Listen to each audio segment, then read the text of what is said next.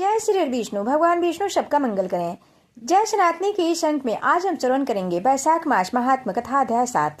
अध्याय 7 में मुख्य रूप से वैशाख माह में जल दान और प्यासों को जल पिलाने के अपार पुण्य का वर्णन है। कथा के अनुसार वैशाख में जल दान करने से अश्वमेध यज्ञ के समान फल मिलता है और यह पितरों को तृप्त करता है। इस महीने जल पूर्ण घड़े का दान करने वाला व्यक्ति मनुष्य लोक को प्राप्त करता है।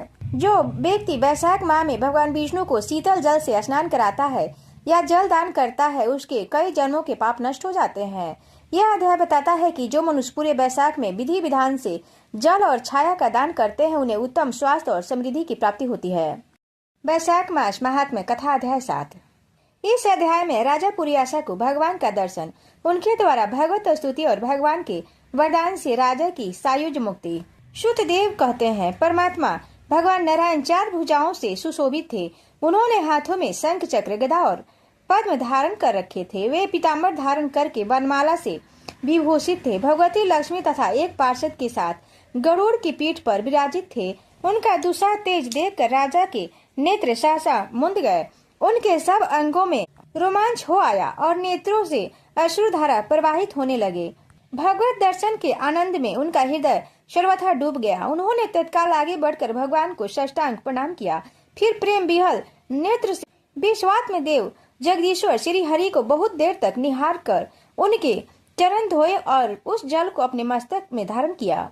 उन्हीं चरणों की धोयन रूपा श्री गंगा जी ब्रह्मा जी सहित तीनों लोकों को पवित्र करती है। तत्पश्चात राजा ने महान वैभव से बहुमूल्य वस्त्र आभूषण और चंदन की हार, धूप दीप तथा अमृत के समान नैवेद्य के निवेदन आदि से एवं अपने तप धन मन और आत्मा का समर्पण करके आदित्य पुराण पुरुष भगवान विष्णु का पूजन किया और पूजा के बाद भगवान विष्णु का स्तुति किया, जो निर्गुण निरंजन एवं प्रजापतियों के भी अधीश्वर हैं। ब्रह्मा आदि संपूर्ण देवता जिनकी वंदना करते हैं, उन परम पुरुष भगवान श्री हरि को मैं प्रणाम करता हूँ। शरणागतों की पाप राशि का नाश करने वाले आपके चरण बिंदों को परिपक्व योग वाले योगिनियों ने जो अपने हृदय में धारण किया है, यह उनके लिए बड़े सौभाग्य की बात है।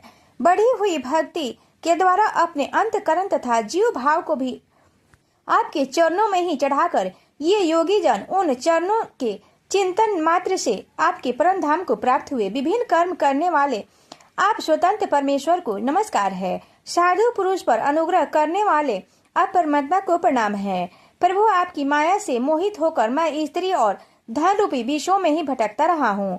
अनर्थ में ही मेरी अर्थ दृष्टि हो गई थी। विश्वमूर्ते, जब जीव पर आप अनंत शक्ति परमेश्वर की कृपा होती है, तभी उसे महापुरुषों का संग प्राप्त होता है, जिससे यह समुद्र संसार गोपद के समान हो जाता है। ईश्वर जब सत्संग मिलता है, तभी आप में मन तथा बुद्धि का अनुराग होता है। मेरा समस्त राज्य मुझसे छीन गया था, वह भी आपके मुझ पर महान अनुग्रह हुआ था, ऐसा मैं मानता हूँ। मैं न तो राज चाहता हूँ, न पुत्र आदि की इच्छा रखता हूँ और न कोष की ही अभिलाषा करता हूँ। अपितु मुनियों के द्वारा ध्यान करने योग्य जो आपके आधारणीय चरण वंदनीय है, उन्हीं का नित्य सेवन करना चाहता हूँ।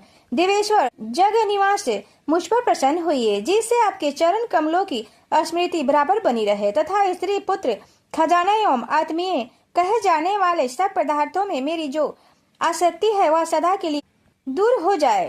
भगवान, मेरा मन सदा आपके चरण बिंदु के चिंतन में लगा रहे। मेरी वाणी आपकी दिव्य कथा के निरंतर वर्णन में तत्पर हो। मेरे ये दोनों नेत्र आपके श्री विग्रह के दर्शन में, कान तथा श्रवण में तथा रसना आपके भोग लगाए हुए प्रसाद के आस्वाद में प्रवृत्त हो।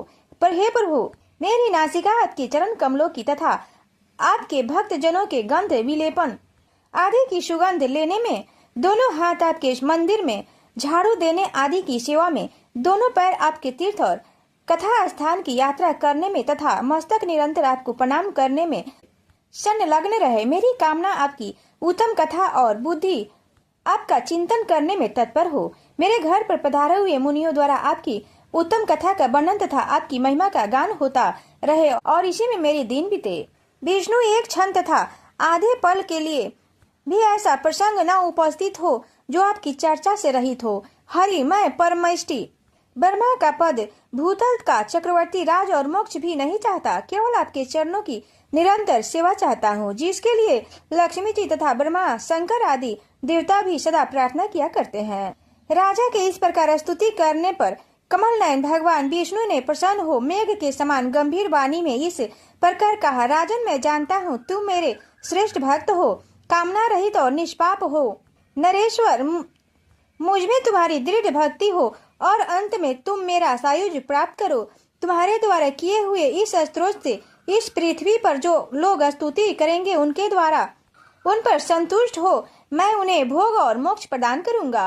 यह अक्षय तृतीया इस पृथ्वी पर प्रसिद्ध होगी, जिसमें भोग और मोक्ष प्रदान करने वाला मैं तुम्हारे ऊपर प्रसन्न हुआ। जो मनुष्य इस तिथि को किसी भी बहाने से अथवा स्वभाव से ही स्नान दान आदि क्रियाएं करते हैं, वे मेरे अविनाशी पद को प्राप्त होते हैं। जो मनुष्य पितरों के उद्देश्य से अक्षय तृतीया को श्राद्ध करते हैं, उनका किया हुआ वह श्राद्ध अक्षय होता है। इस स्थिति में थोड़ा सा भी जो पुण्य करता है उसका फल अक्षय होता है।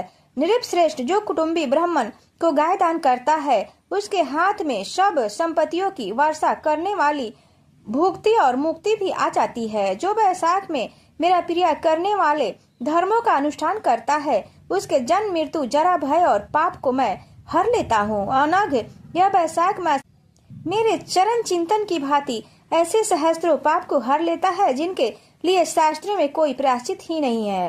राजा को यह वरदान देकर देवाधिदेव भगवान जनार्दन सबको देखते देखते वहीं अंतर्ध्यान हो गए। तदंतर राजा पूरी आशा सदा भगवान में ही मन लगाए हुए उन्हीं की सेवा में तत्पर रहकर इस पृथ्वी का पालन करने लगे।